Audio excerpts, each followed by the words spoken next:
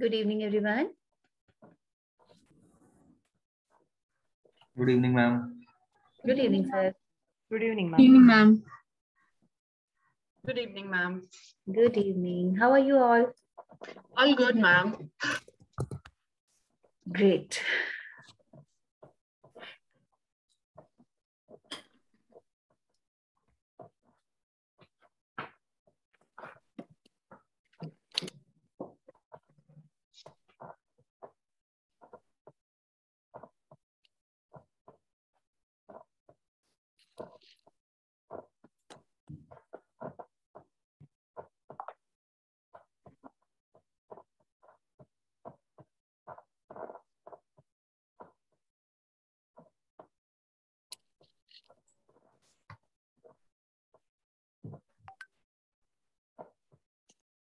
Good evening, ma'am.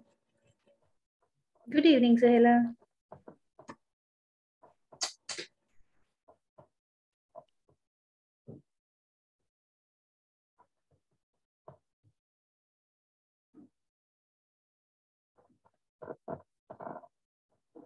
Please come on camera. I'm not able to identify some of you. Ojasvi, are you a new joinee with us or you have joined with somebody else's name?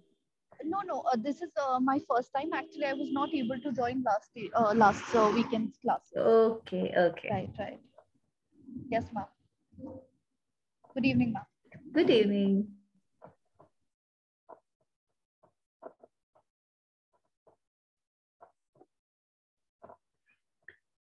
Okay. Miloni, come on camera. Please stay. I'm having a network issue actually, so I'm just suffering from some poor bandwidth. That's why I kept the camera off. Okay. We'll wait for 1 more minute for others to join in. Until the time, if you want to share something, say something, or you want me to touch upon an aspect or any query during the session, before or after the session, you're open. You're welcome.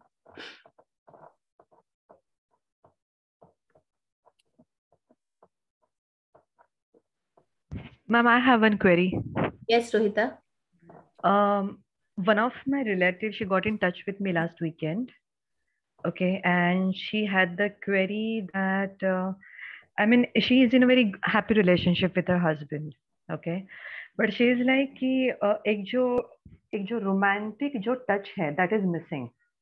Okay, it's just 5 years of marriage, and her husband is like कि this is understood that I love you, but she is like, no, you need to express it. Okay, so I mean that call went on for 1 hour. Okay, and I gave her some suggestion after listening to her story, whatever she wanted to express. What I told her that, are you loving to yourself? Is self-love is there? And that was the bullseye. Okay, so she got this point and she understood, and she was like, yes, if I'm not loving myself, how he's gonna love? Okay, so I mean, every conversation was evolved around this one a topic, I would say.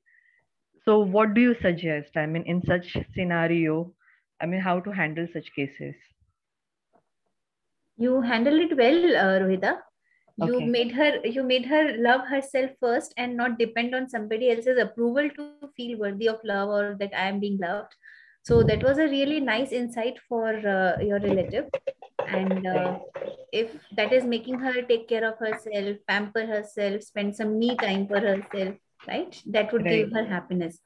So when you begin these conversation, when you bring her to what is the need which is getting fulfilled by if husband would start expressing love, if husband would start sharing his feelings for her, or saying it or doing things that she is expecting as a token of love, how would she feel about herself? What would be the consequence of that internally? Okay, and then that feeling is something that she is needing in her life. So once you would reach to the need that is being fulfilled by that, whether she is expecting to be valued as a family member, or she is expecting to be valued as a life partner, or she's expecting some appreciation of all the work that she does. So whatever is it that she's expecting, or that she has a need to get fulfilled, if you would bring her focus to that, and the way you offered, do you love yourself, but how would she know that I love myself? What would she do to express that to herself? Okay, so I think that is going to be wonderful. The more she will spend time with herself, caring for herself, being happy within herself, she'll have a happy environment at home. She'll be very having a cheerful environment at home. But at the same time, you would also be required to work on her expectations from the life partner, because everybody has a different way of expressing values or feelings. Okay, so if you would be joining the NLP course, you would be understanding that we have a visual way of communication, we have an auditory way of communication, and we have a kinesthetic way of communication. Okay, so the people who are having a verbal way of communication, so the people who are verbal in communication, they'll say it, that I love you. The people who are the visual ones, they would be bringing you flowers, they'll be bringing you cards. Okay, and the people who are the kinesthetic ones, the doers one, they will be doing things which show that they care for you. They would not say it, but they'll ensure that you are taken care of, your needs are being fulfilled, and they are very much aware of your feelings and concerns and your needs. Okay, so they would make arrangements for you, and they would do things that give you happiness. Right? So silent love, that would be. So it is possible that the husband is not bringing gifts, not bringing cards, not saying I love you, but the husband is taking good care of her. So you need to help her focus on that way of expression of love. And the moment she'll change that focus, she'll start feeling loved. Thank you, ma'am. Thank you so much. Okay. Ma'am, again, I have one more case here. I'll just give you one example, like how we can gain self-control. For this, I'm giving you a case. One of my friend is there who has got engaged, I would say twice or thrice, right? And again, the relationship broke out because that was not the serious one, because everything got finalized and it got destroyed. Now that person know about it, the boy know about it, that this is not the true relationship and I should not go forward. But he's not able to actually gain control. Not control himself. So how exactly, because he's not able to divert his mind in any of the things, whatever he likes, then also is not able to divert his mind. So what exactly can be done here? Because he needs counseling, no doubt, but everything has been failed here. He's not able to divert his mind, he's not able to pay attention anywhere. Whatever things he actually likes, he's not able to do all those things as well. He's only occupied in overthinking about that girl itself, when he know about it, that that's not a true relationship. So how it can be done then? How he can gain self-control here? It's not a true relationship, it means breakup ho chuka hai. Yeah. And that has happened thrice. Would say that he got engaged thrice and had a breakup thrice. So it's like once, twice, thrice, 3 times. So again, he's not having that control in himself. He know that again, if he is getting engaged 4th time, then again, it would be the same situation, whatever he's facing right away. So that fear is quite normal and natural to happen. Are the reasons known to them? Is there something that is to be done about the reason for those breaking of engagements? Reason is something the girl is getting confused. She is looking out for higher studies and she wants to go out of India, and he wants to get married as well. She is quite confused. She wants to marry this guy, but she is simultaneously looking out for some higher study courses as well in US.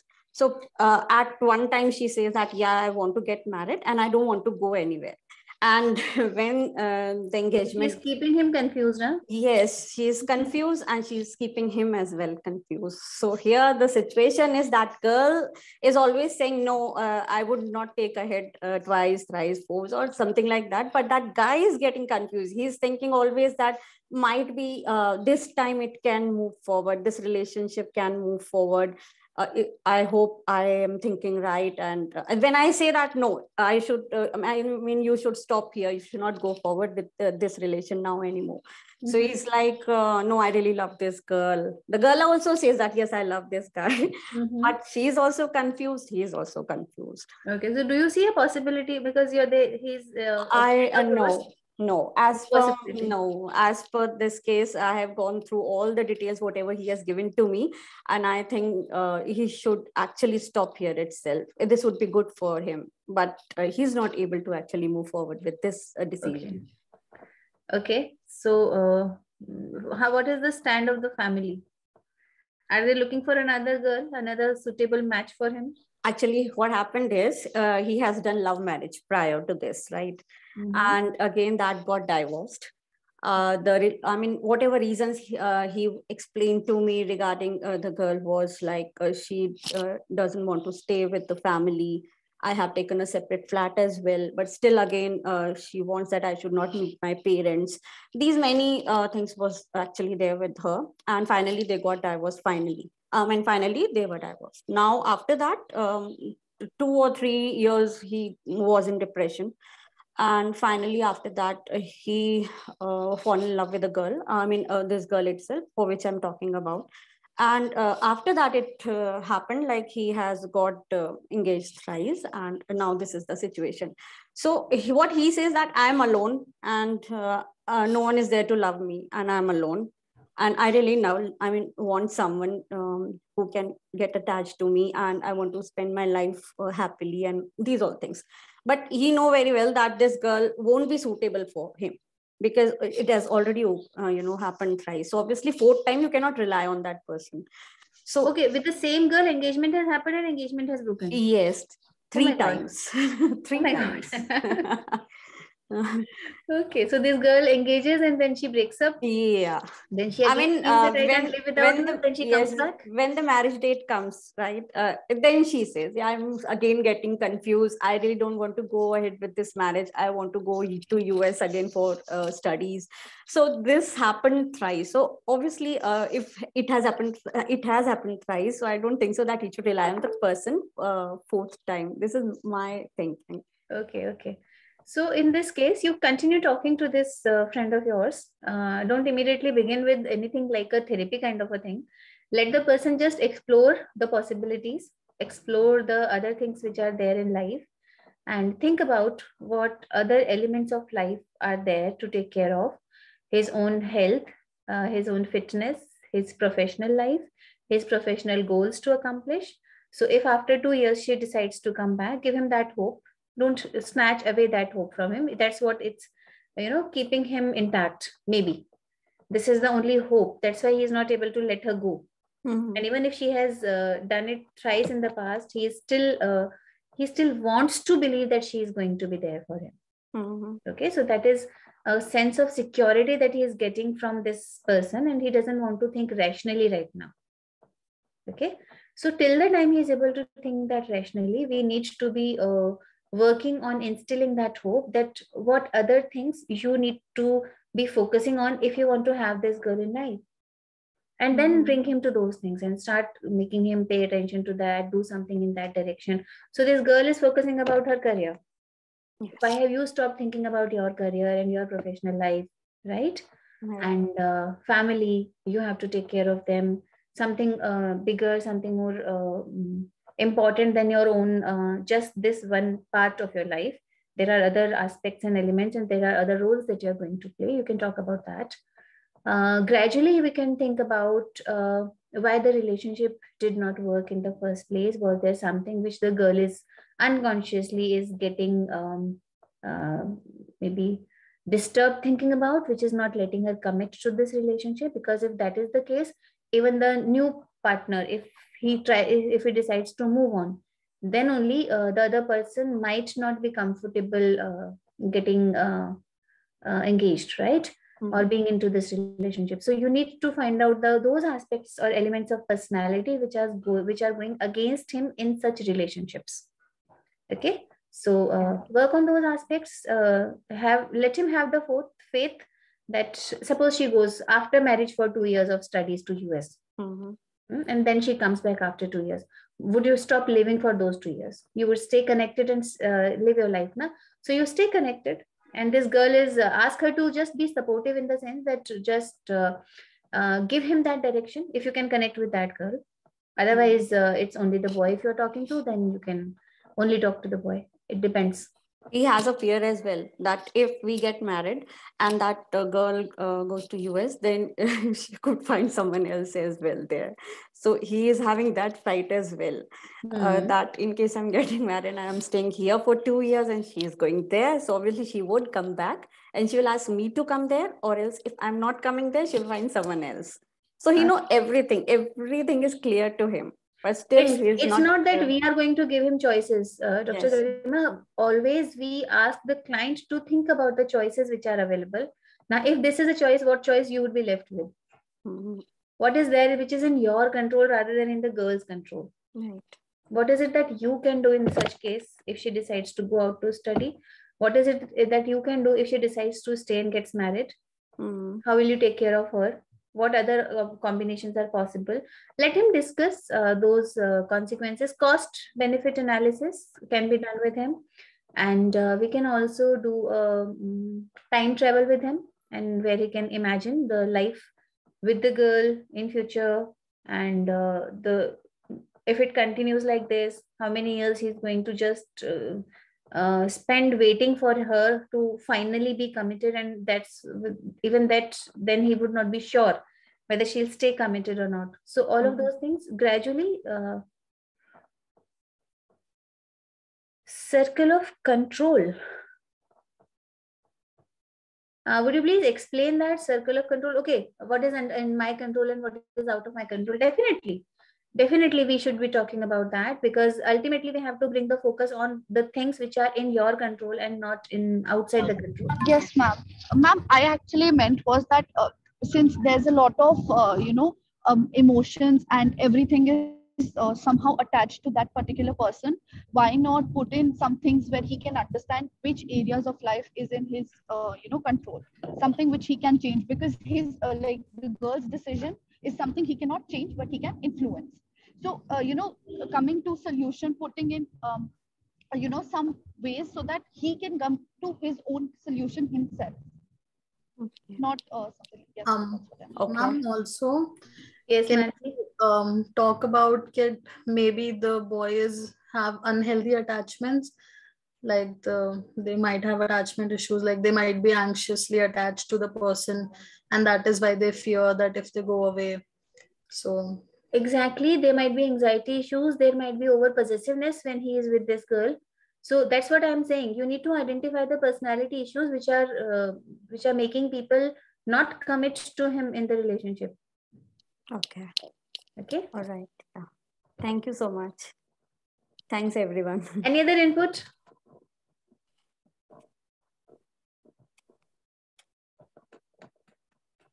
Good. Students could give us really beautiful insight. Just a minute. Yes.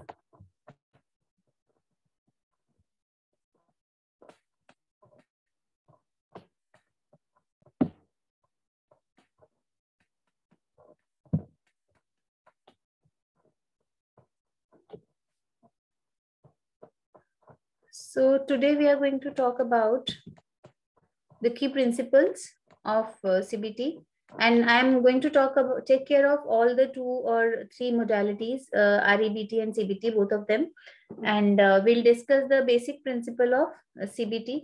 Let's first understand ABC, and then initiating the first session also would be a part of it. And then we'll see how the at different levels people have thinking distortions happening, and we would be trying to tap them, identify them, and help the clients identify and change them.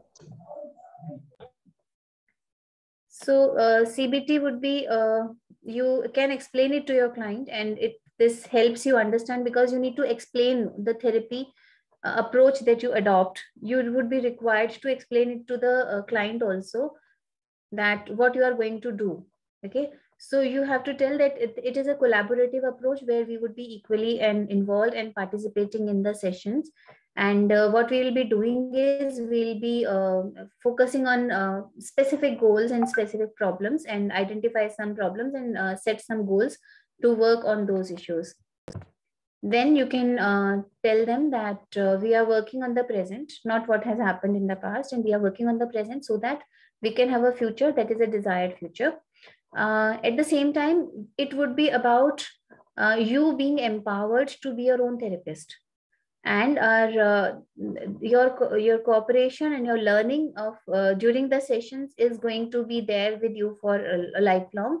And if you would practice the tools and the techniques that we are learning here, you are not going to have a relapse of the similar thought patterns. Okay. Sessions are going to be structured in a way, because I would be having something to share with you, some insights to share with you.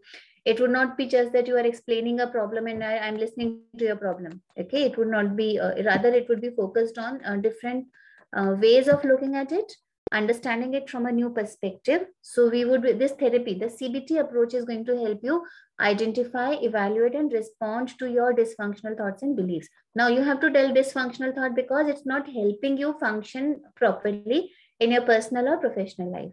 Okay, and for that we will be using a variety of techniques.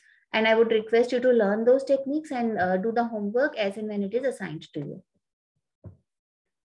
So a quick recap of the previous session would be done in the next slides, because when you are talking about having the initial session or initial conversation with the client, where you are taking care of how you are sitting and you are talking about the norms which are there. Okay, we'll be having a 45-minute session or a 60-minute session, and you are sitting in an open gesture, open posture is maintained, and you are talking about the boundaries of time, and you are also talking about the ethical limitations and considerations that you have, that I would keep everything confidential. You can rely on this, that we maintain confidentiality unless there is a threat to life of yours or somebody else. Okay, and then you can say about the terms of meeting and condition can meeting and sessions can also be discussed. Super short and focused diagnostic evaluation. For example, right now you were having an idea about when we were discussing this case with Dr. Garima.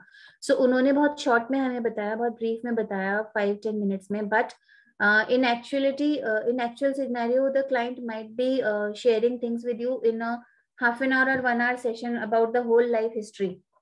What happened when, and then how the things proceeded, and what followed what, right? So in that case, you must be coming up with some kind of an evaluation of the client's role and contribution in the situation when there are breakups happening.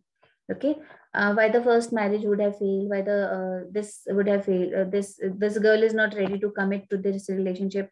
There would be some aspects which would be dealing with your client's personality, and there would be some aspects which would be situational. There would be some aspects which would be into the third person's personality. Okay, and then we would be talking to client about it. In every situation, there are a variety of factors which work, and what we'll do is we'll try to identify the factors which are in your control. As our friend mentioned that, Ojasvi mentioned that we would be talking about what is in your control, how you were contributing to the situation, so that in future you are sure that you are not repeating the same patterns of behaviors which were unhealthy or unhelpful. Okay, without in your communication, in your tone, without trying to find faults, because you have just told that the client had a history of depression. He went into depression after that. Okay, so he was very much involved and committed to the relationship, and he could not accept that, and it just broke his heart. It shattered his belief on himself. So without shattering the belief, we have to tell that there are unhelpful ways of thinking and behaving which we would be identifying and we would be working upon. Okay. Then you can share your plan with the client about, okay, if we would be needing 10 sessions with you or 12 sessions with you, and we'll talk about it, we'll identify, so that you can have better, stronger, close, intimate relationships with people in your life. This girl, hopefully she would be back after she'll see the changes in you, and you would also feel confident about her being there in your life and come back from US, or you would have a better life partner, right? But we really don't know, because those things are beyond my control. What is in my control is working on myself. And if the client wants to ask some questions, so we would be only answering the questions about the goals that we would be setting for the client to work upon, right? Now, once you have explained everything, that I would be needing this number of sessions with you, maybe 10 sessions with you, and then we'll see whether how much we are able to accomplish this goal of working on your personality and having developing or learning helpful ways of relationship maintaining. Then you can say, would you like to follow up a session? Would you like to have the next session next week? And if the client says, okay, I'll let you know. So if you want, and the client shares with you the email ID, you can do a follow-up email to send to her, or otherwise you can send an email or a WhatsApp or whatever mode of communication, just sharing that it was nice interacting with you. I believe that I would be able to help you if you decide to go ahead with the therapy. And you can share some reading material related to maybe relationship building. We are just taking example given by Dr. Garima, right?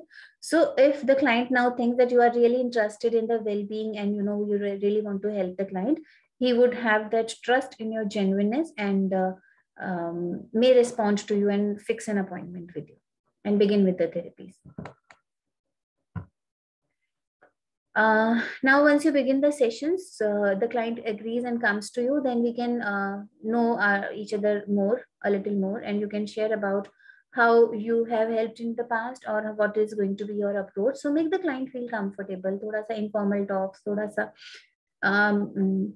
past background of what kind of things are there in relationship, what kind of issues usually come, and how CBT helps in that. So that kind of background information is going to help the client to win trust and confidence with you.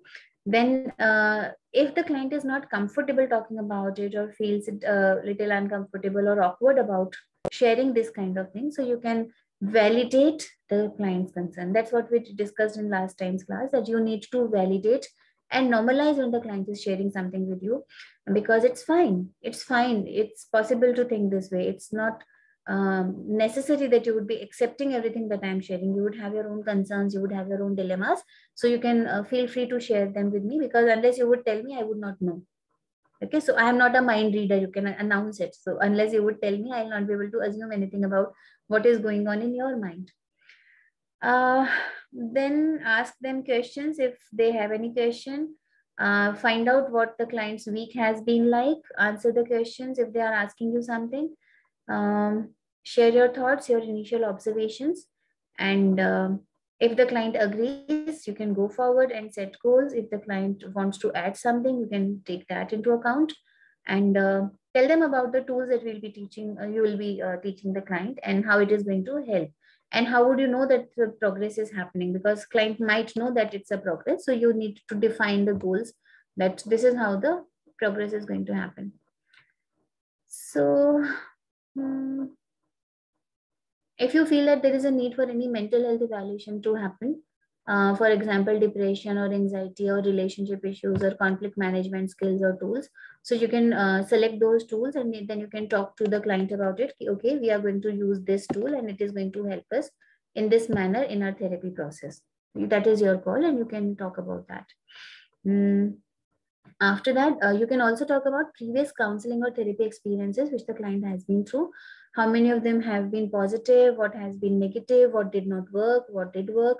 So those questions can be discussed, and you can highlight and emphasize, okay, so that's how you have gained this insight, or that's how it helped you become more understanding in turn, but why did you stop going for it? And then you can discuss about the reason, because I believe therapies and techniques are not at fault.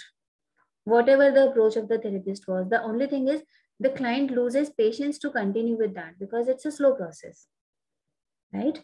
So you can again build the hope and trust on the therapy techniques, because you can tell that it is usually a very effective technique and it helps a lot of people in such issues. But maybe you required a few more sessions, but if you could not continue, then let's make sure that you are going to continue and complete the number of sessions that we are prescribing for working on it, and to be able to actually see some changes in your way of thinking and in your behaviors, as well as discuss if the client shares something with you about what is going to go against the therapy. For example, I might not be able to continue, or after 3 months I'm shifting. So you can increase the frequency of the session twice a week so that you can have that number of sessions before the person leaves. So discuss those practical feasibility aspects also. If there are financial concerns, discuss that and offer him a package kind of a thing, so that you can offer him maybe 1 or 2 complimentary sessions if he books you for maybe that number of sessions. So that would be ensuring that the client comes for first because he has paid for it, and then next because it's a free session now. Okay, so that can be offered. Now, thanking the client for being open and talking about a really personal and private issue. Compliment him for having that trust on you and sharing things with you, which it's very difficult to share with a stranger. And it shows that you are really interested and seriously committed to bring a change in your thought process and in your behaviors. And when you're talking about what you have understood about the client's concern, as I shared in the last class, validate that it's not just that you are creating it up. I understand that you must be having anxieties, you must be having these fears, and जैसे ही आपने कहा उनको ये fear है, if she will go, she would not come back. She would find somebody else more attractive than me or better than me. So that is a fear which needs to be addressed, but not by us by saying it would not happen or it may happen, so you think about something else. So if we'll come immediately with the solution, we are not actually working on the thought which is disturbing, right? We are trying to reduce the disturbance. So actually, if you remember the first slide where I said plasters don't heal wounds, this is like offering plasters. Let's heal that wound. Okay. And our job is not to make them feel better. Our job is to actually help them be better. Okay. Now, you can share examples. I discussed that with you, and always talk to the client in we terms, that we would be working on it, rather than you would be working on it or I would be working on it. It's we would be working on it, so that we become a team who is working on this particular issue. And if you would be sharing that you have a plan and you have a time frame within which you expect a change happening, the client would have an assurity और उतने time का patience आएगा उनमें. So don't have very unrealistic or very optimistic kind of a plan. If you really are not sure about it, tentatively you can say that it might take 3 months time. Every week one session, and we might take 3 months. So उससे क्या होगा, 3 months तक का readiness रहेगा कि first month में अगर कुछ नहीं हो रहा तो the client would not lose hope कि कुछ नहीं होने वाला है. And every time you talk about it, कि how we have progressed from thinking this way to thinking this way now. Now we have learned to identify our unhelpful thoughts. Now we have learned to challenge them. Now we have learned to replace them. Now let's implement it in the real life. That way you will be progressing with the therapies. Okay. So the client also feels that yes, this is happening. What is happening? What are we doing? What are we covering? So it's like a syllabus progression. Okay. And using client's language, making them feel understood, making them feel heard. तो आप उनको बीच में रोक के ये नहीं कहोगे, नहीं रुक जाओ, let me explain this to you today. आज मुझे आपको ये समझाना है, right? अगर client के पास कुछ important concern है, let them feel heard, क्योंकि वो इसी purpose के लिए तो आपके पास आ रहे हैं, right? थियरी तो वो बुक्स में भी पढ़ सकते हैं, right? एक बार आप उन्हें बताओगे हम CBT करने वाले हैं, वो CBT का पूरा inside outside history पढ़कर आएंगे आपके पास कि क्या होता है इसमें और आप उनके साथ क्या करने वाले. The only thing is they have that trust in you कि आप जो कह रहे हो अपने एक्सपीरियंस से कह रहे हो, अपने कॉन्फिडेंस से. आपका कॉन्फिडेंस उनके अंदर कॉन्फिडेंस लाता है.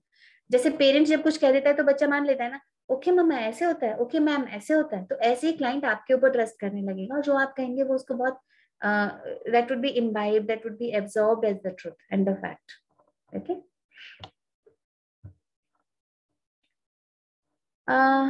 Then scheduling of the session, it's done. Follow-up email is done. Okay, now the CBT. How would you begin with the CBT? You would tell them that CBT basically works on your thoughts, behaviors, and your feelings. And all these three things are interlinked. In my first session, I gave you examples of cockroach, right? And even a street dog. So you can use any example of your own which you can remember and which you can explain really well, that how a particular thought leads to a particular behavior in a given situation and particular feelings in the given situation. Okay, that's how you will introduce the connection or in the link between thoughts, feelings, and behaviors. You can have your own examples which you find more comfortable, right?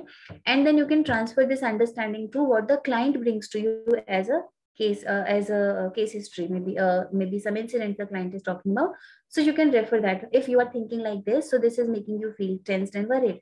So for example, once you would be having a session on with client on how thoughts impact our emotions, and then our emotions impact our feelings. So then taking the case of Dr. Garima today,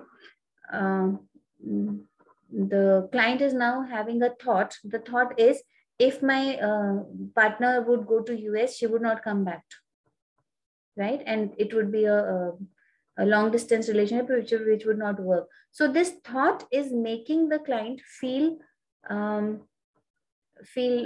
uncomfortable about it, or feel sad about it, or feel hopeless about this relationship or the future of this relationship, right?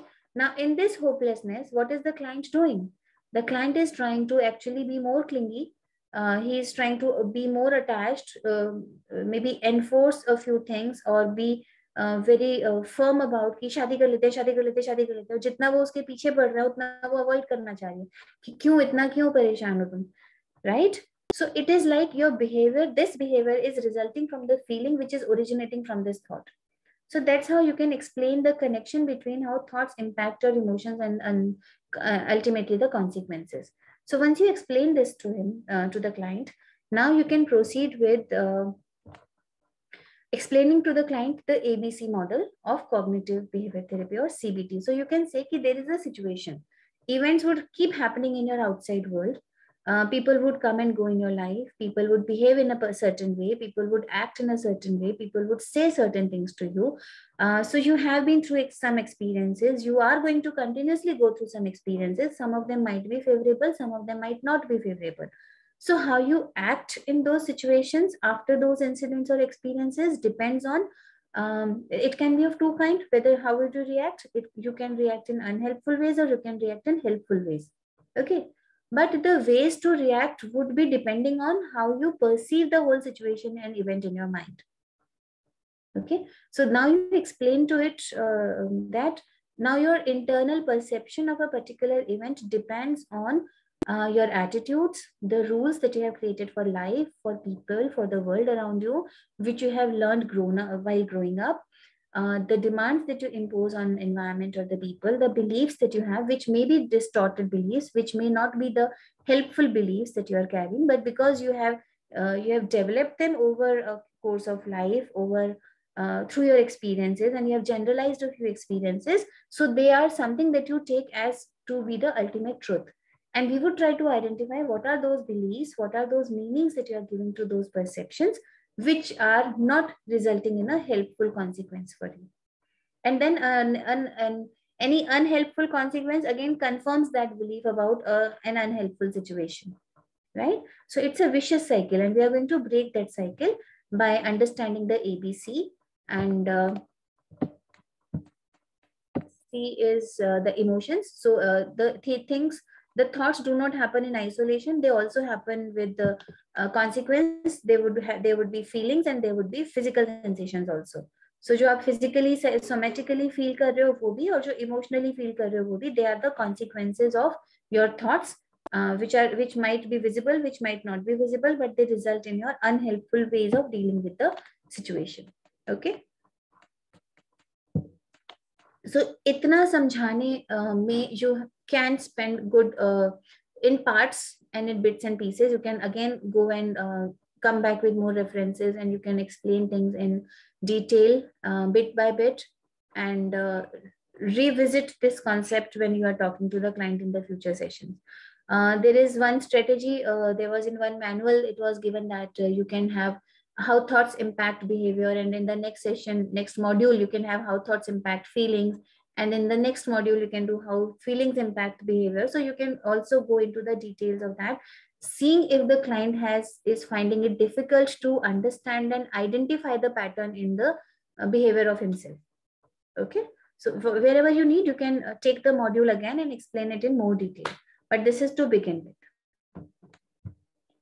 Now we have to tell the client about the stimulus and the reaction, or the external event or the consequences. They are, it seems to be that because it happened, I went into this. So for example, you got through a divorce. So there was an event happening that you got divorced, and the reaction is you went into depression. So that was a self-defeating consequence of that, right? But there was something else which was in between, and that was your belief, your meaning that you gave to that experience of your life. You saw it as, I am at fault. I am not worthy of relationship. I am not worthy of love. And that made you feel worthless. And those feelings kept on increasing because you kept on collecting evidences for it.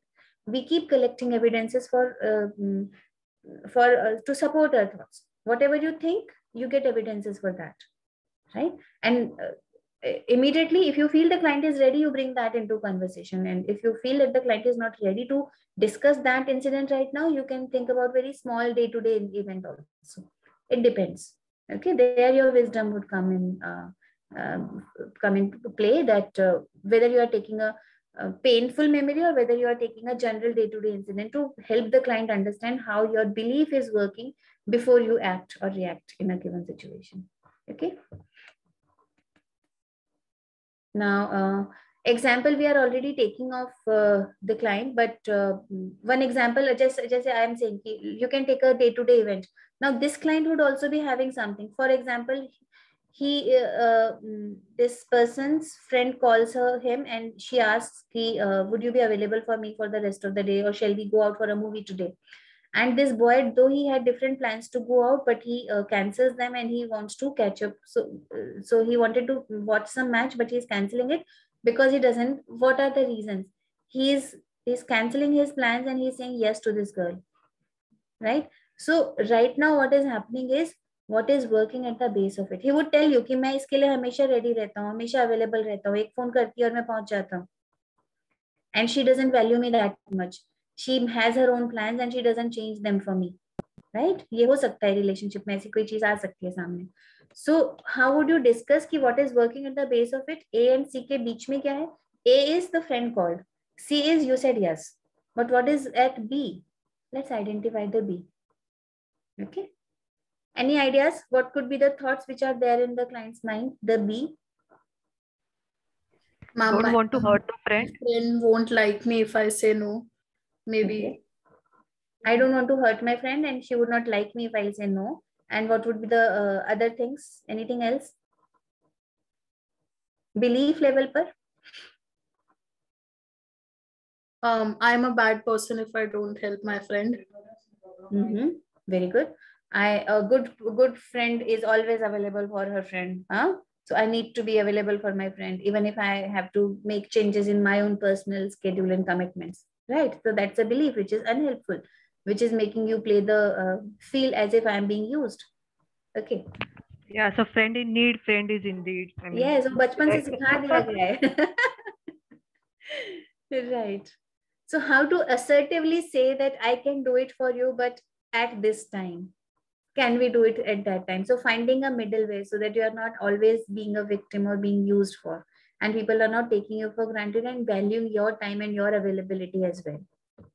That is something that you can now work on the client and you can teach them those skills. So skill building is also part of CBT.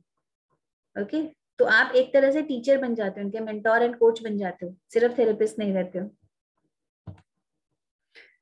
हाँ, so CBT में I'll be explaining to you how the 2-3 approaches now talking about it. So there is one level of thinking, because we said we'll be talking about 3 levels or 3 types of thinking. So one level is where we are coming to inferences, where we empirically find out that this, if this has happened, this is going to happen. So we are coming with the inferences, consequences. Then we are also having emphasis with evaluation of those consequences. Okay. how it is going to impact me, whether it is good or whether it is bad or right or wrong. And then there the core beliefs work. But CBT and REBT both are going to work on the underlying core beliefs, whether it is dealing with inferences or dealing with evaluation. ये थोड़ा सा भी आपको confusing लगेगा. If लग रहा है तो the next slide is going to make it clear. For example, in this case, so the person has already planned to catch up with something else, but the person said yes. Why? The inference was, if I will say no, she will think badly of me. Here, you have given example, the client himself thinks badly of him, कि I'm not a good friend अगर मैं no कह दूंगा तो, right? Then the evaluation is, she would call me selfish, and I cannot have her think of me as a selfish person. So that is my evaluation of this consequence of she thinking of me as selfish person. And then the core belief is, to feel okay about myself, I need to be liked, and in order to feel to be liked, I must avoid disapproval from any source. We need to talk about the core beliefs which are unhelpful, which I'll be telling you in today's session itself, which you can have with you, and you can help the client come up to that through the discussion, through the question answers. Okay, it is not right now I have given you immediately ki this is what the core belief which is working. But if you will say no, I don't think like that, the client would immediately deny. वो एक defense mechanism में भी जा सकते हैं, or they may start justifying this. But if you would tell कि these kind of core beliefs are available, they usually are at play when people behave in unhelpful ways. So it is possible that some of them might be working for you. And let's discuss and tell me more about why did you say yes in that situation. So as I shared in the, I might have shared. So what you can do is, once your friend is sharing, the client is sharing with you a particular incident and the consequence that happened, go into the depth of it. What thoughts were coming to your mind? What were you thinking about it? What did it mean for you? Right? And do you try to seek out the meaning, inference, and evaluations which the client is making of the situation. Right? And that is going to be very insightful. The client would know it's not my friend who asked me to plan, it's me who could not say no to her or to reschedule the plan.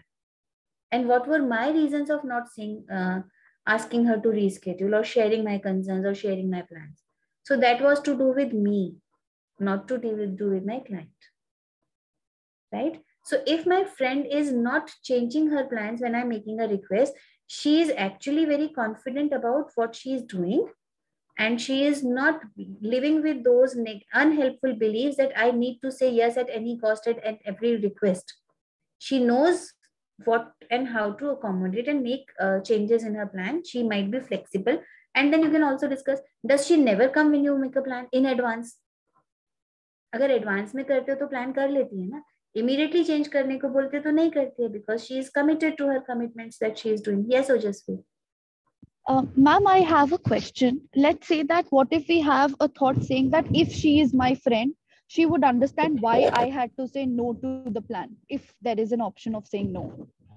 How would we go about that? Is your friend a mind reader?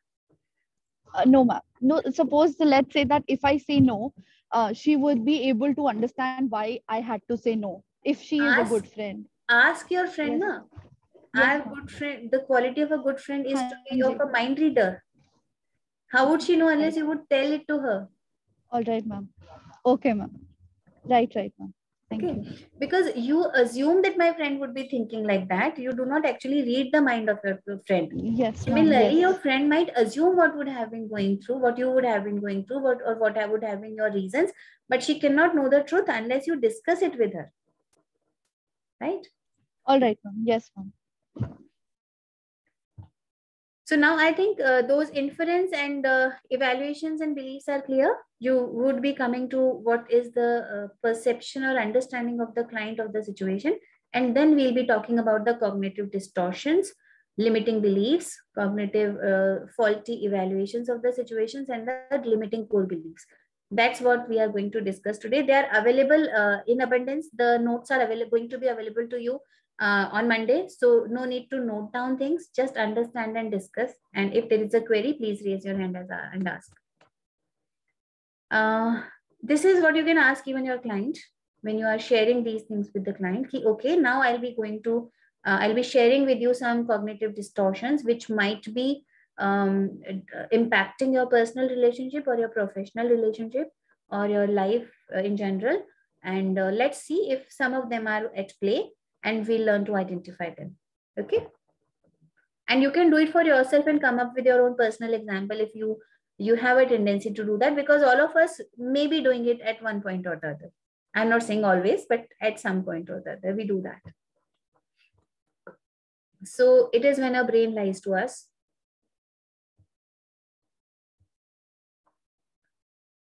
So it's black and white thinking or polarized thinking, we call it. So black and white thinking is all or none thinking. या तो चीजें black हैं या white हैं. Either it is good or it is bad. Okay, there is nothing in between. So this is an unrealistic distortion. It is unhelpful because you are seeing a person either as a successful person or either as a failure. So people are either good or either bad. Okay, so what we are doing is we are being judgmental here in a way. We are coming to a decision about a person as a good person or a bad person and not trying to understand the reasons, the situation, the causes, or the understanding of the other person's point of view. We either say कि उसने कहा तो वो bad है. So she said no to come to party with me. So now she is not my friend. She doesn't love me. Immediate conclusion, right?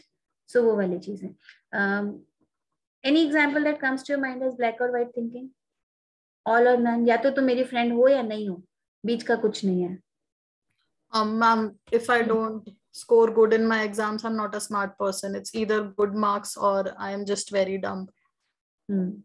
And बहुत बच्चे रोते हैं, एक नंबर भी कट जाता है तो इतना दुखी हो जाते हैं, as if भाई 99 आए हैं, 99 आए हैं, they are focusing on that one mark which is not there.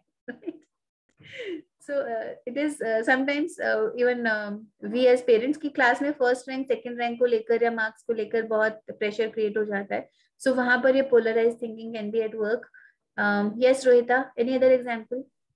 Yeah, I mean, yesterday my son was playing down with his friends and they were just racing. And so he came second. So he was like, I did not come first. That means I lost the race. So either if he's coming first, he is won. Otherwise, he is lost. Yes. And if there were 10 people running the race, he has won over 9 of them. He's the 9th person. Matlab ahead of 8 more people. So we'll take this example in other distortions as well. How we are discounting the positive or how we are only focusing on the negative, which is not there. And usually it happens.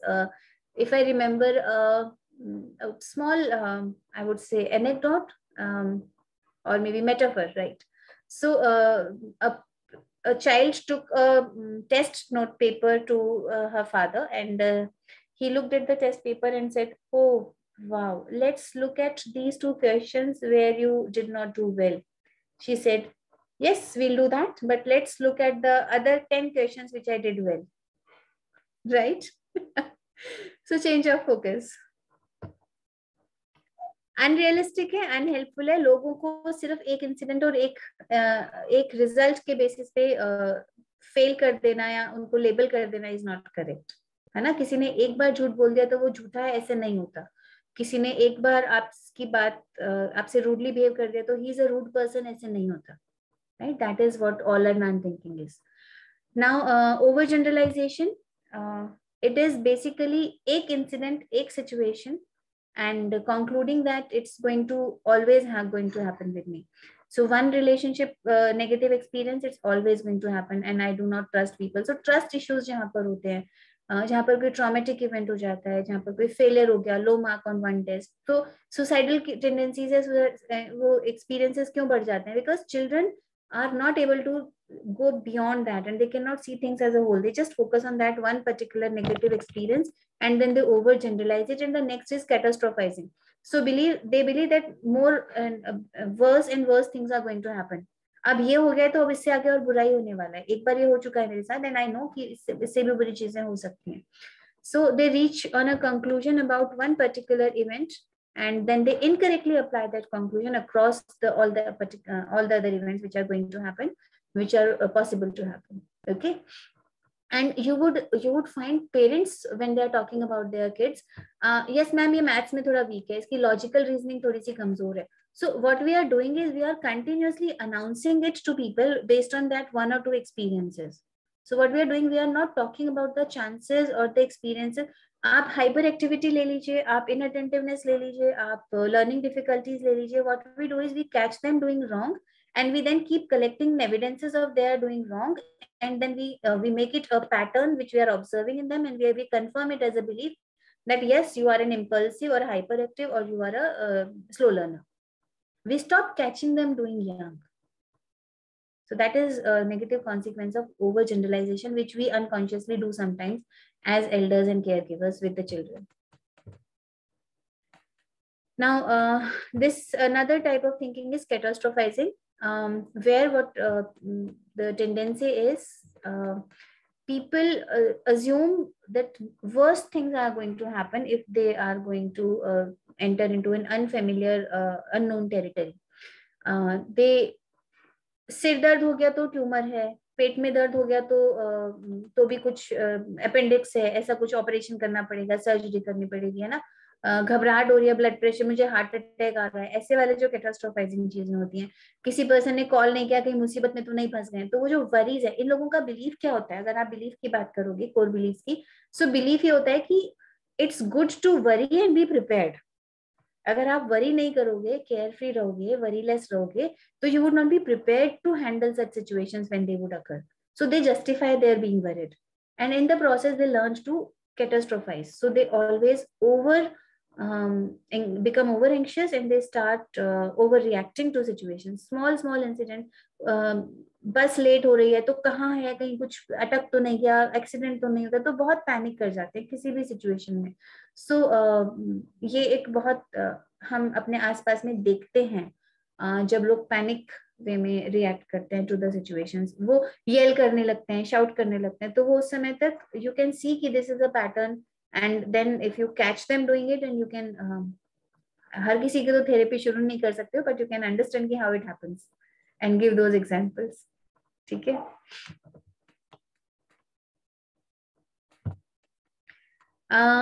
Next is personalization. इसमें क्या करते हैं लोग कि कुछ भी गलत होता है ना आसपास में, फैमिली में, बच्चों के साथ, किसी बात पे नाराज हो गया, गुस्सा हो गया, सब मेरी गलती है. It's all my fault. I should not have done this. I should not have said this. I have been responsible for this. It has been all my blame, all my responsibility. One, that is personalization. Secondly, when you incorrectly assume that you have been intentionally targeted. So अगर कोई बात किसी को general भी कही जा रही है, you are taking it personally. It is, वो जरूर मेरे बारे में बात कर रहे थे, वो हालांकि उन्होंने मेरा नाम नहीं लिया, लेकिन I know it that they were talking about me when they were giving that kind of an example. So अगर suppose you know me personally and I give an example here, and you start assuming that when I am giving a particular example, you say, ma'am ने नाम नहीं लिया मेरा, but she was talking about me when she was citing that example. So that is how you are personalizing. And बच्चों के साथ बहुत होगा ऐसा, पेरेंट भी के साथ भी बहुत हो सकता है, रिलेटिव्स में बहुत हो सकता है. You are talking in general and somebody is minding it कि तुम जानबूझकर इस पॉइंट को बीच में लेकर आए. You wanted to make me feel low about it. You wanted me to get reminded of that particular incident or episode when I lost it, or when I yelled and when I shouted, whatever it is. Okay. So they feel that intentionally people are targeting us, and they are talking about us, even if they are not taking my name. So that is personalization, and that leads to anxiety and depression. You feel that nobody loves me, people target me, people blame me, people accuse me, all of those thoughts. Now, mind reading. कभी कभी कुछ लोगों को लगता है कि उन्हें पता है कि सामने वाला क्या सोच रहा है, right? Even if there is no evidence that this is being thought, even if there is no evidence that is going to confirm your belief that the person is thinking like this about you, they believe that they would think this about me. So जो anxiety है, जो guilt है, जो worries हैं, What would everybody think about me? Suppose you are going for a public speaking kind of a thing. You have to make a presentation and you fumble, or your slides do not work in the first 2 minutes, or you forget your slides, or whatever it is, any kind of a failure. Now you feel that everybody sitting in this hall is considering me to be a failure.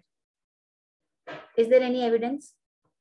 No. But you start panicking because now you have a belief. And why this belief? From where it is originating? Because you are trying to read everybody's mind that they are considering me to be a failure, whereas they might not be. They might be very patiently waiting for you to get over those technical glitches and come up with something else. Right? So anxiety, panic, the thoughts is something that is distorted. And if you would not have thought that way, that they are considering me a failure, you would have been working on finding a solution and handling the crisis. But the moment you start thinking that now, how would they think about me? How would they react to it? What are they thinking? And I have messed it up. So now you're not thinking in the direction of solution. Rather, you are going into a vicious cycle of spoiling things further. Now, again, a link to mind, thoughts, feelings, and behavior. If you would not think this way, you will behave differently. If you would think this way, you would behave differently. Right? Mind reading तो आप बहुत जगहों पर challenge कर सकते हो. जो हमने स्किल्स में बात की थी ना, काउंटर क्वेश्चनिंग, जब आप उनको कॉन्ट्राडिक्ट करते हो क्लाइंट को, तो वहां पर आप माइंड रीडिंग को तो डेफिनेटली पिन पॉइंट कर सकते हो. How do you know? Did your friend say something about it? Did she actually convey it to you in these terms? Did everybody start throwing stones on you or throwing slippers on you? Nobody is doing anything which would prove that you are a failure. Okay. Rather, there would have been evidences contrary to it. People would have offered their support. Let me help you. I know how to handle it. Let me fix this for you. Right? And if people are avoiding and ignoring the help the people are doing, then it is mental filtering. What they are focusing on in the group, if there was somebody who was pointing out, खामखा 10 minutes waste कर दिया आपने session के, and there was the person who approached you and who said, let me fix it for you, sir. What are you doing? You are ignoring the first person, the second person who is helping you, and you are focusing on the first person who passed a negative comment or who gave you a judgmental look, or maybe you just assumed it was a judgmental look. You were doing mind reading, right? The person was only looking at you and you said that this person is judging me now. So negative mental filter is basically when you ignore the positive and you focus only on the negative things in the situation or the environment, right? That is mental filtering. तो आप filter out कर चुके हो, positive चीजों को बाहर छोड़ दिया है और सिर्फ negative चीज enter कर रही है in your mind, and that is again going to create negative thought patterns, downward spiral, जो ये सारी चीजें होने वाली हैं, hopelessness, frustration, guilt, helplessness, right? Now another thing is discounting the positive. So how it is different from filtering? Because यहाँ पर आप ignore नहीं कर रहे हो, overlook नहीं कर रहे हो. You are aware of the positive. You know that the other person was there. But what is it? आप उसको एक accident मान लेते हो, आप उसको किसी तरह का anomaly मान लेते हो, आप उसको बहुत लक मान लेते हो. वो तो बाय चांस आज वो बंदा यहाँ बैठा था सामने हेल्प करने के लिए आ गया, अदरवाइज ऐसे कोई नहीं आता. Everybody makes fun of you. Right? So what you are doing is you are minimizing the value of it. So minimization, maximization is also one thing which we can call it. So this is a negative bias where you minimize the value and importance of something positive which is happening in that relationship, with that person, in that environment, in that situation. Right? So यहाँ इस situation में अच्छा क्या है? कुछ भी नहीं. और जो है वो क्या है? बस वो तो luck है, by chance है. It's not enough. It's not worth it कि वो चीज ज्यादा बड़ी है, इसकी ये तो मैटर ही नहीं करती है. So you don't count it. And then the next is should statement. ये टैकल करना बहुत मुश्किल हो जाता है. If you remember the first thing, the rules of life, we should care, we should share, friend in need is a friend indeed. तो ये जो सारे rules हमने सीख लिए हैं लाइफ में, अच्छे बच्चे क्या होते हैं, अच्छे बच्चे क्या बिहेव करते हैं, वो वाले सारे should statements are something. If we make them as if it is a must, it is a necessity, in all situation, under all circumstances, it should be happening and people should be behaving like this, and if they do not do it, they should be damned, they should be condemned, they should be penalized, then it is going to be an unhelpful should statement, unhelpful rule for life, and it is going to lead to unhelpful ways of dealing with situations and people. Okay, so यहाँ पर you have to be very tactful, the way I guided in the first class. We need not challenge the should statement as such, but we should be challenging only in which situations and how absolute must or necessity this can be, right? Acceptance needs to be developed for people who are not following your shoulds, because their shoulds might be different from your shoulds. I believe I should be doing it. They believe they should be giving importance to their personal plan. You believe I should be available for my friend, and she thinks that she should be more committed to the people whom she has already made a promise.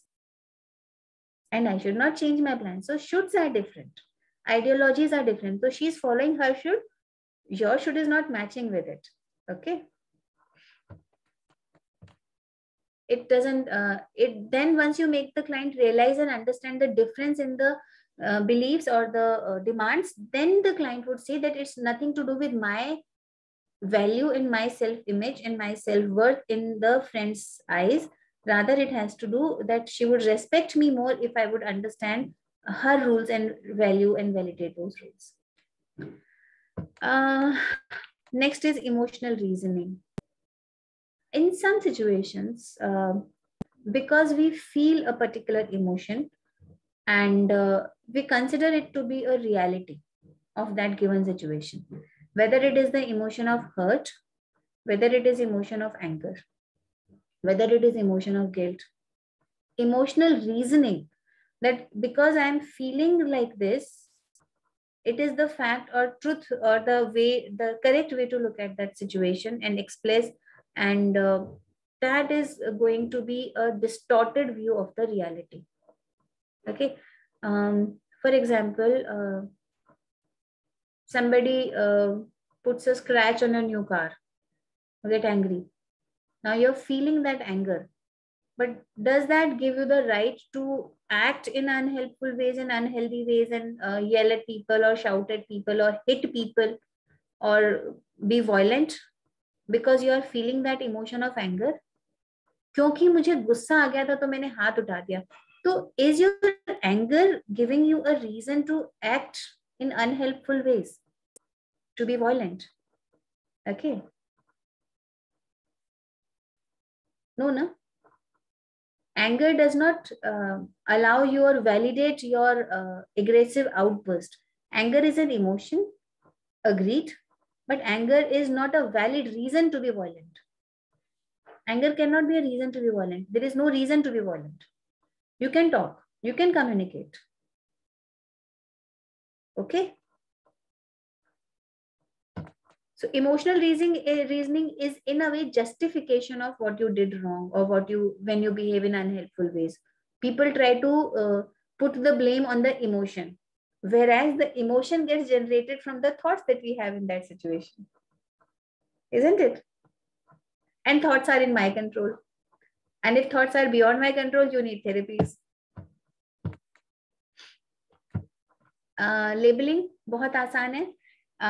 किसी situation में किसी भी person को एक single event और behaviour के basis पर बिरेट कर देना, लेबल कर देना.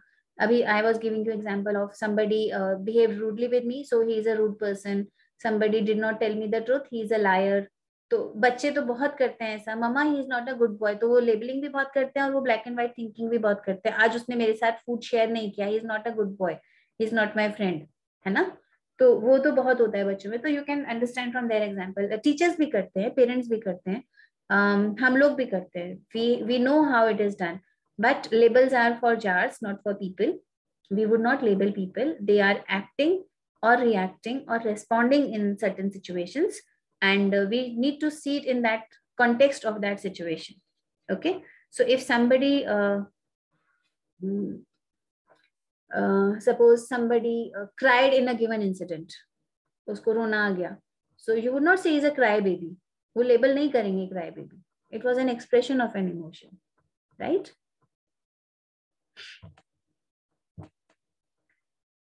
So this is cognitive distortion in a summary. It is available as an image. Net पर बहुत मिल जाता है. You can have it printed and you can share it with your clients as a handout when you are having sessions with them.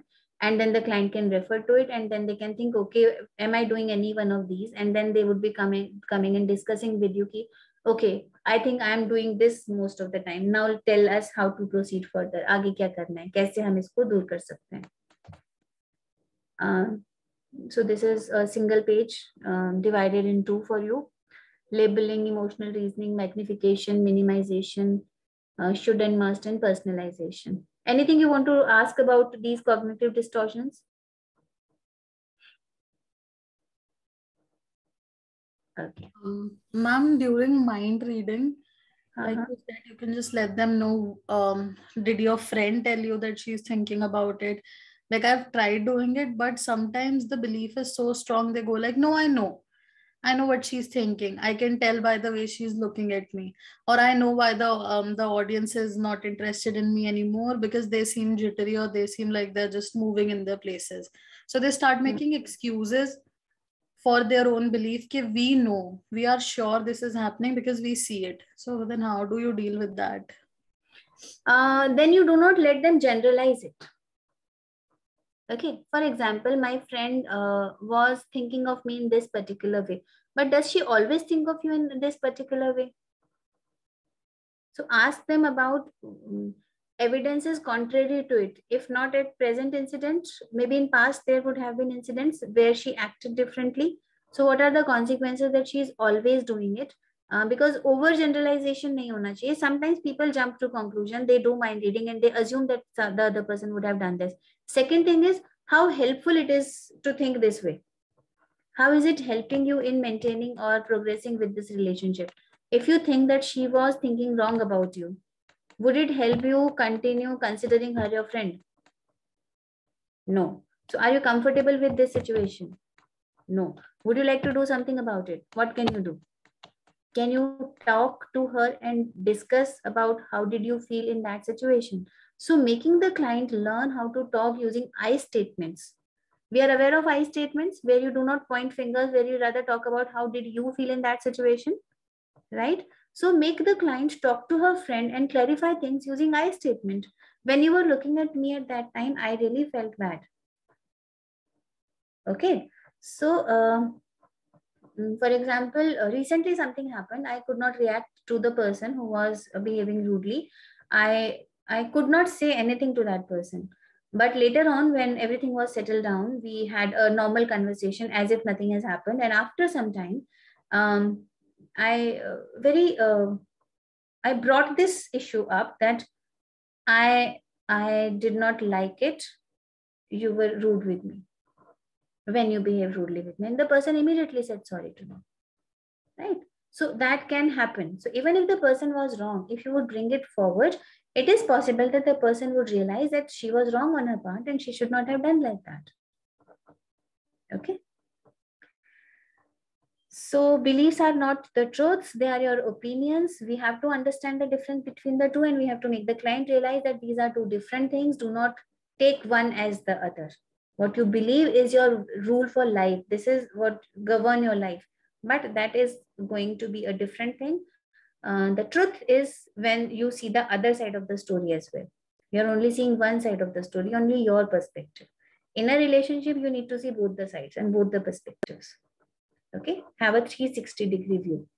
Do not delete the information. So we delete information, delete, distort, and generalize. All of this was distortion and generalization. We already talked. Delete is we do not remember some information which is not supporting our thought process or our beliefs. Okay. Now REBT talks about the same things, the cognitive level पे जो distortions होते हैं, but it talks about evaluation patterns. ठीक है? Terms different हैं, चीजें more or less वही हैं. So जो हमने shoulds की बात की थी, that is there in demandingness. Shoulds, must, and they take it as necessities and laws, which nobody should break. Then it is awful if the rules and the demands are not being met. It's awful. I can't stand it. So whether it is present, past, or future, they are exaggerating it and they believe it's really awful to go through such an experience. So वो magnification भी कर रहे हैं यहाँ पर. And discomfort intolerance, तो जब awful चीजें और एक्सपीरियंसेस पास्ट में हो चुके हैं, फ्यूचर में they are worried about, so what they do is they feel that it is going to be very very uncomfortable, it's going to be difficult to tolerate, and they say I can't stand it. I can't stand it when somebody talks to me rudely. I can't stand it when somebody points fingers at me. I can't stand it. So what are they doing? They are announcing to themselves that this is my rule. And it's awful if people behave like this with me.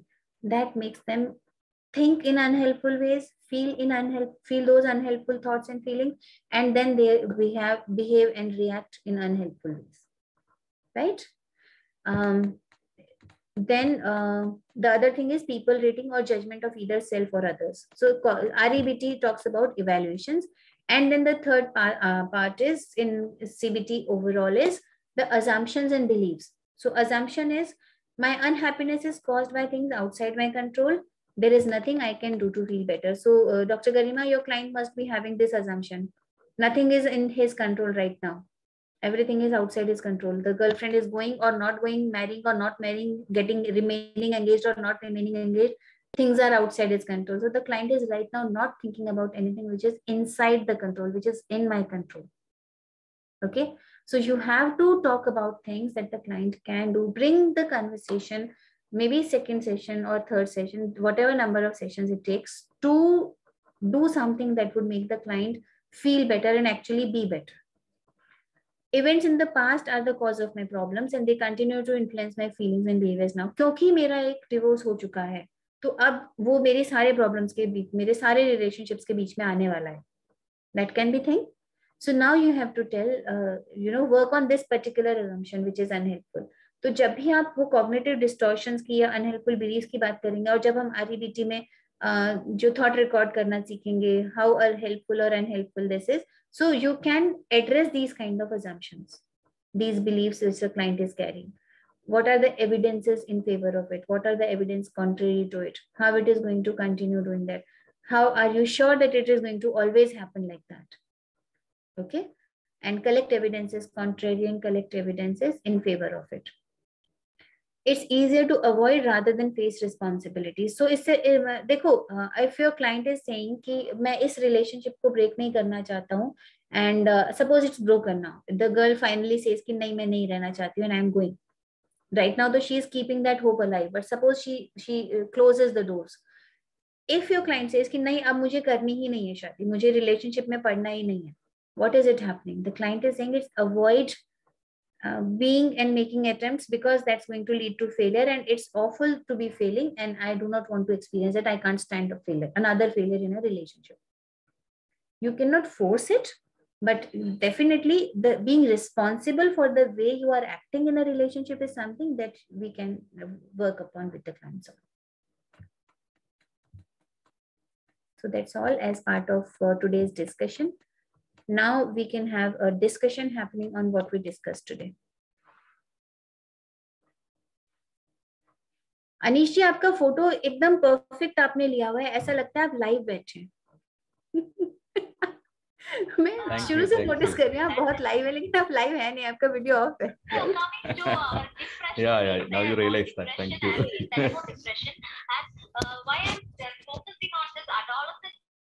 So you are attending 2 meetings at one time, हाँ? 2 जगह कैसे सुन पा रहे हैं आप? Because there was something else running in the background. He is attending 2 sessions simultaneously. Okay. Hanji, anything you want to discuss? Anything you want to share or ask?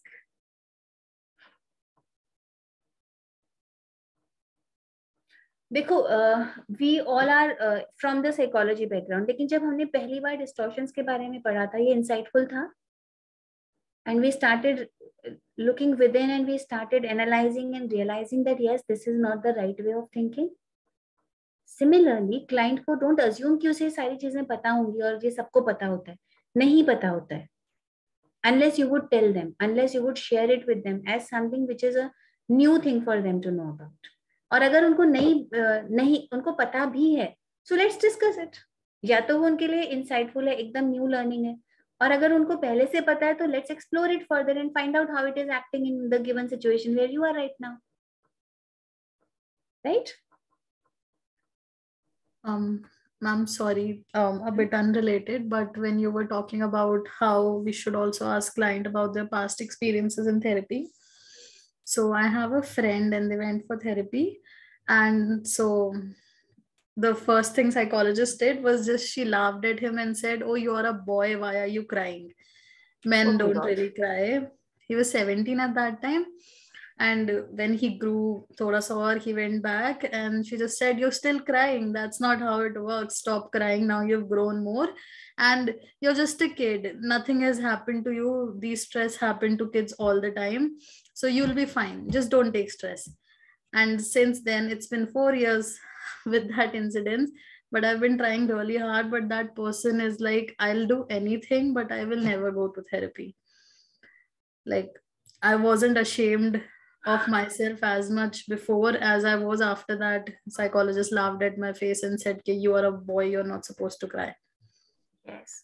इसीलिए before you start your private practice without supervision independently, you need to know all the skills. You need to be knowing all the ethical boundaries and how you are listening attentively, how you are validating what the client is experiencing and going through. If as a psychologist you would be talking in layman language and you are saying what everybody else, even if nobody said this, you are an expert. Even if everybody said it, you are an expert, you are not allowed to say this. You need to understand that emotions is a human thing to happen, and every human can feel any emotion and express it in any way. If you do not have that understanding, you do not have the right to be called a therapist. So what you can do is, you can help your client deal with the thought first that now you are doing a distortion of generalizing of one therapy experience or one therapist's experience, and considering all the therapists to be like that. Okay, so one doctor may do a misdiagnosis. There would be an expert who would not do that. Right? So work on that, and then the client would open up for maybe the therapy session. And now here you do not just let him go and search for any random therapist. Refer to him to somebody whom you really trust, that that person is sensible and mature enough to handle the issues and concerns. NLP also talks about, I'm bringing NLP in between because NLP is also very useful technique, and it really works well because it has taken things from all the therapies which are working. So there is one technique in which you make them erase the impact of those negative experiences of the past. Get rid of those painful memories. उसमें से pain का content कम कर देते हैं. Memories फिर भी रहती हैं, ऐसा नहीं आप भूल जाते हो, सच में forgetting नहीं होती है, लेकिन उसका जो negative impact है वो reduce हो जाता है. So that can also be done with this boy of such experiences, if they are still working at the cause. And I think, Mansi, that brings it to make it more important to know about the past therapy experiences. कि क्यों नहीं जाना चाहते हैं therapist के पास? अगर experience अच्छा था, बुरा था, you can address it now as a more responsible counselor and therapist, right? Thank you, ma'am. Anji. Ma'am, what can we do if some girl children engage in self-harming behavior? Ma'am, it's very difficult to answer this question like an examination question. You need to give us a detail, the background, what is it, the girl belongs to what kind of a family background, the experiences in relationship, what is the cause of it, what is the level of self-esteem, what the child is doing right now, what age the child is in, what is the friend circle, loneliness, social skills, emotional skills. बहुत सारी चीजें हैं जिनको आपको find out करना पड़ेगा with that girl child. And then you would work on those issues जहाँ पर आपको लगेगा कि ये weak areas हैं, you need to improve on them.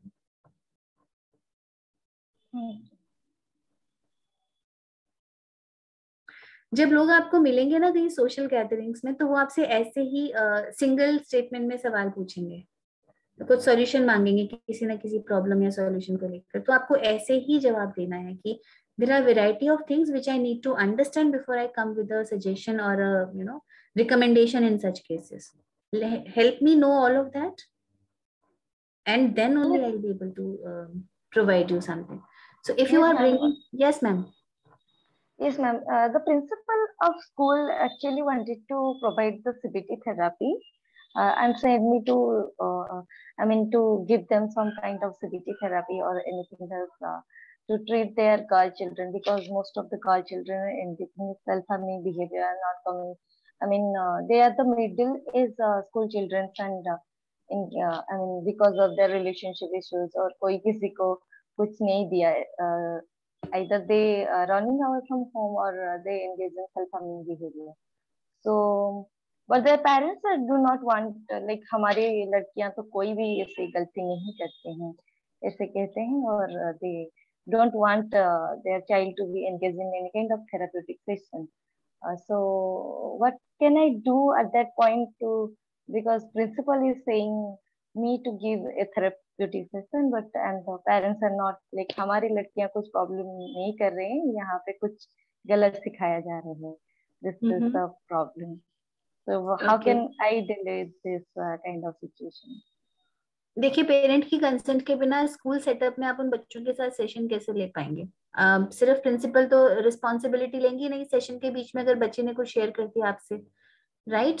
तो सबसे पहले तो पेरेंट को कॉन्फिडेंस में लेना होगा by you, by class teacher और by the principal, that the therapy session is not just to work on this particular aspect. मान लिया आपकी लड़कियां नहीं करती, okay, we are not trying to prove them guilty of something. What we are trying to do is we are trying to help them live a healthy life and do their best in academics and in social life also. So we are going to work with them on other issues in life. So you can begin from there, and actually you would be actually bringing their focus on other things in life other than what is making them feel low and resort to harmful ways of acting. Can we do some kind of moral enhancement therapy session? Can we do that?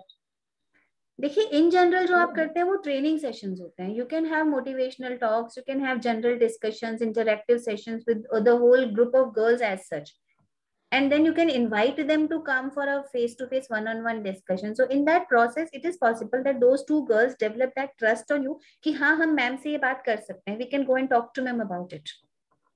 Okay, and then it can be beyond their parents' consent क्योंकि they have themselves approached you to talk to you about it. Yes. So you would not call it a emotional or moral therapy. You would call it a motivational session, and you can call it an open house. You can call it a circle time. You can call it any interactive session where you are interacting with them and dealing and talking about how to deal with the adolescent issues. You can talk to them how to go through the growing up phase of life. You can name it anything which has to do with emotional, psychological well-being or their academic success or being resilient. You can name it in a positive term. And don't call it a therapy session because parents usually have that taboo and stigma attached with therapy word there. Why therapy? There is nothing wrong with my child. Yes, actually that is. So you can say it was just an interaction and we wanted to help them, and they came and discussed. And usually when we present it to if the girls say do not tell my parents that I met you, so you can say I only talk to them about the careers that they want to pursue, the subjects that they want to study, or maybe something that is happening in the classroom that they are not happy with. So help them deal with the classroom situations and all that. So you can discuss those kind of things and then take the parents into confidence that that's why the therapy is needed, the sessions are needed. Don't call therapy, say that sessions are needed or counseling is needed. Well, if some people some people are engaging in kind of relationship issues, in middle adolescent child, and some are engaging in like career issues and all. So can we categorize them and give them group therapies? Is it okay? Saswati ji, it would not be advisable to categorize कि इन बच्चों को I am giving relationship counseling और इन बच्चों को I am doing career counseling. So you do relationship issues with the whole group. You do career counseling with the whole group. Yes, ma'am. Take it as a whole class session because these sessions are basically intervention sessions. They preventive sessions. They are not intervention. They are preventive sessions. They happen with the with the general population, with everybody, whether they are going through it or relating to it, or whether they are not going through it or may come, may be required to deal with it in future. So that's what we call it preventive. The moment you make it shortlisted, these are the students with whom I am meeting in a smaller group, then they would know कि हमसे ही इस बारे में बात क्यों की जा रही है. So unless there is a serious issue of self harm, suppose, so in that case you can have a small group meeting and you can have address that concern only and do not make everybody else aware of it. देखिए self harm एक ऐसा issue है जिसको आप as a general group नहीं talk करेंगे. That would I would advise कि नहीं कीजिए बात, बिकॉज what would happen, जो लोग नहीं कर रहे हैं, they would start also idealizing and fantasizing about it, or they would become curious about it or experimenting about it. ठीक है, सो वो नहीं करेंगे. लेकिन उसके अलावा जो आपको बात करनी है, relationship, attraction to other sex, all of that is very normal thing to happen when you are growing up. How to deal with that, how to handle it, that is what you can do with everybody. Thank you so much. Ma'am, just a query, how we can apply CBT in addiction management? Because I have seen people having their children addicted to mobile phones or any other things like that. And they have gone to psychologists that were like play therapies were also performed on them, but nothing happened. So if they are asking me like how mera bacha bahut zyada mobile pe hai and playing all the time games and all, watching videos on YouTube, etc. Like, so how can we apply this particular therapy on addiction management? Either this is just a case of mobile and all, it's like for smoking as well, or else like other things. It depends on the age of the child, Dr. Garima. First thing, mobile और ये सारी चीजें जब तक especially in the last 2 years, even a 6-year-old has a gadget. Otherwise, parents were not providing gadgets to their kids up to they were in grade 11, right? Until they were there. So now, because of the access, easy access to such, some people call it AK-47 in kids' hands, and they do not know how to handle it. So the task would be to teach the parents or train the parents to become good monitors there, to have a control there. It can be a behavioral contract between the parent and the child, and they can be taught how to implement that contract. It can be teaching the parent the communication strategies of how to implement that control of no means no, that you cannot do it beyond a certain limit, and this is the time for this, and how to manage their time, how to plan their time. In case of smoking or other addictions, if it is a teenager who is just experimenting or exploring, you can have a peer group support where you can have peer leaders and mentors who can talk to them and who can guide them. You can make them aware of the consequences, think about the whole industry and the business as a whole. You can make them join some NGOs which are working in this direction, where they can talk to people who are addicted, and then how was the journey like. You can show them some movies, you can show them clips, and have a discussion around that issue. Then there can be some therapeutic interventions about mind imagery things, and imagine that that happens in the addiction cases. We make them see it in very negative light so that they become aversive to it. Okay, so that is how smoking may works. So there are a variety of things can be done depending on the age and the context from where the client is coming. With kids, usually you would be required to work hand in hand with the parents. Okay, but if there is a child and the child is very fond of comics, so every time when the parents ask the child to study and all, so he is having comics books in between the books, and he's showing the parents that I'm studying, but basically he's not studying the course book, he's studying the comic book. And if in case all the comics books are, completely removed from the room of the child, then also that child is coming out with a new comic, either from the parent or else purchasing the new comic. So he's so fond of comics that he's always having comics in the room. I think 100+ comics have been removed from the rooms from the parents' side. So they're trying to explain the child. Removing is not a solution, dear. Removing is not a solution. So parents are not applying the right strategy in this case. They have to tell the responsible use of comics which are available, responsibility with the time that the child is spending on reading the comics, and making him or her empowered to decide when is the time, and not do it at the cost of everything else as a routine. So there the parent needs that understanding and, that empowerment training about setting routine. So what do you think, audience? Is it the fault of the child, or is it the gap in the parenting style there? The parents are not able to teach the child where is the limit? It's the fault of the parents, I believe. Also, if the child is small, why are the comics being so readily available to the child? So that it's a process, I guess. If the comics are readily available, the child gets them and then they go ahead and try to remove them. So same with mobiles and gadgets. If something is readily available and then you ask the child, ये तुम्हारे सामने रखा है, तुम खाओगे नहीं इसको, तुम देखोगे नहीं इसको, मतलब it's a lot of test of self control on child, right? Yes. Actually, what happening is both are in job, and they have to give the child the phone as well for an emergency and so. And every time they're not with the child, so these all things are happening. दोनों job में है, full time job में है, थोड़े time के लिए जब आते होंगे तो बच्चे को नाराज नहीं करना चाहते होंगे, गुस्सा नहीं करना चाहते होंगे, और परमिसिबल हो जाते होंगे कि भैया वैसे तो पूरा दिन देखते नहीं, अभी देखें तो डांटेंगे, चलो तुम खेल लो, और हम भी तो थक के आए, कहाँ है एनर्जी बच्चे के साथ स्पेंड करने के लिए. So the child is not at fault there. Our lifestyle is at fault, where we are not able to define and actually implement what we really want to. आपने कोई family time बनाया हो office से आके, when everybody is sitting together and nobody is touching the gadget, then the child would learn कि gadget नहीं है, this is no gadget time. ऐसा कुछ family media use plan बनाया है? No, not like that, because they are highly occupied. They're coming to home at 8 o'clock, 9 o'clock.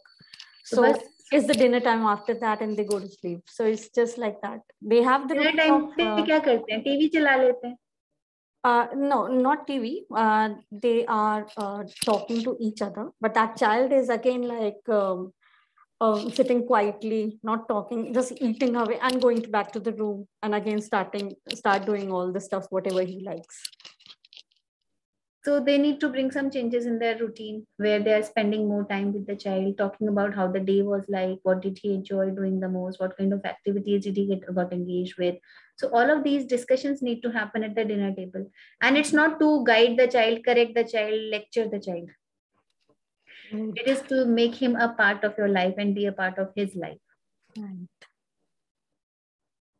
Ma'am, can this happen that maybe the child is doing this because it's negatively reinforced in a way that the child knows the more I'll get involved in comics, the more attention my parents will pay to me?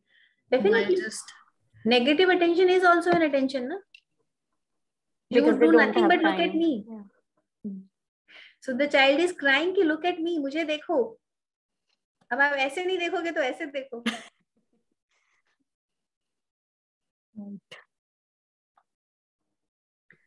Parenting is a big field, and the problem is they don't feel the need for the help as a parent. You know, you become parent without being trained for being a parent, as there is no manual for being a parent. You need to be doing this or not doing this. So जो दादी नानी का ज्ञान है वो भी सिर्फ physical health के लिए मिलता है, emotional psychological health के लिए कुछ नहीं मिलता है, right? और हम तो कल के आए हुए हैं, हम उन्हें क्या सिखाएंगे कि कैसे बड़ा करना है बच्चों को. And everybody is so much fond of WhatsApp University की उसके बाद experts तो वही बन गए हैं field में. So there are many things which are there which stop people, but there are aware group of parents also who would be approaching you, and if they approach you, you need to be having those tools कि इनको कैसे help करना है. जो नहीं आ रहा है help के लिए वो तो सफर कर ही रहा है, लेकिन जो आ रहा है, और ये जो नहीं आ रहा है ना, ये भी जब बच्चे बड़े हो जाएंगे तब आएंगे आपके पास. True. ठीक है. So be prepared. Thank you. Okay. चलिए. Thank you very much. Thank you, ma'am. Thank you, ma'am. Thank you, ma'am. Thank you, ma'am. Thank you, ma'am. Thank you, ma'am. Thank you so much, ma'am. Thank you. Welcome.